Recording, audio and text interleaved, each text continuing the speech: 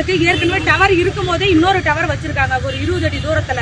அதுல ஏற்கனவே எங்களுக்கு கேன்சர்ங்கிறது ஒரு ஊர்ல எப்பயோ ஒருத்தருக்கு மட்டும் தான் இருக்குது. இப்ப அதிகபட்சமா எல்லாத்துக்குமே இருக்குது. ரெண்டாவது குழந்தை இல்லாம நிறைய பெண்கள் ட்ரீட்மெண்ட்டுக்கு போறாங்க. நானே ட்ரீட்மெண்ட்டுக்கு போனப்ப எனக்கு கருமுட்டை சிதைவு ஏற்பட்டது. ஏன்னா உங்க ஊருக்காரங்க எல்லாத்துக்கும் இதே ப்ராப்ளம் சொல்லி தான் எங்களுக்கு ரிப்போர்ட் வந்தது. எதனாலன்னு பார்த்தா அந்த டவராலதான் எங்களுக்கு இப்ப தெரிஞ்சுது. அந்த ப்ராப்ளத்துக்காக அவங்க நிலத்துக்காரங்க வந்து அக்கம் பக்கம் வீட்டுல ஒருத்தருக்கு கூட பர்மிஷனும் வாங்காமலே அவங்க வச்சுட்டாங்க. வச்சுட்டு இப்ப நாங்க வந்து போன வாரம் ஸ்டேஷன்ல கம்ப்ளைண்ட் கொடுத்தோம். கம்ப்ளைண்ட் கொடுத்து ஆக்ஷன் எடுக்கல.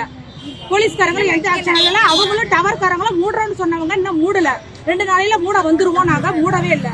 மூடாம விட்டதுனால அக்கம் பக்கம் குழந்தைங்களும் கீழே விழுவுறாங்க. பெரியவங்களும் தாண்டி அந்தாண்டி வீதியில இந்தாண்டி வீதி வரவங்களுக்கும் பாதிப்பு ஏற்படுது.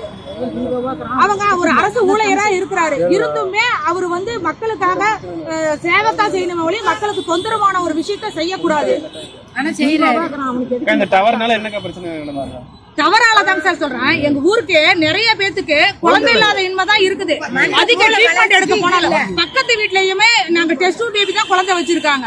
அவங்களும் குழந்தை இல்லாம இருந்து ட்ரீட்மெண்ட் தான் எடுத்திருக்காங்க. அங்கேயுமே ஒரு பர்மிஷன் அவங்க கேட்கல. பக்கத்துல இருக்கிற பக்கத்து வீட்டுக்காரங்க கிட்ட கூட ஒரு வார்த்தை கேட்கல. பின்னாடி வீட்டுல பக்கத்து வீட சகிலா செந்தில்குமார் இருக்காங்க. அவங்க கிட்டயும் கேட்கல. அவங்கள கேட்டா அவங்க என்ன ஆகுறாங்க, வீடு கட்ட குழி எடுத்தாங்கன்னு தான் சொல்றாங்கிறாங்க. அப்ப சொல்லணும் இல்லைங்களா? முதல்ல அக்கம் பக்கம் வீட்டுக்காரங்க கிட்ட கேட்கணும், ஊர் பொதுமக்கள் கிட்ட கேட்கணும், வீடியோட கேட்கணும், ஊர் பஞ்சாயத்துல கேட்கணும். யாருகிட்ட எந்த இதுவும் கேட்காமலே வைக்கிறாங்க.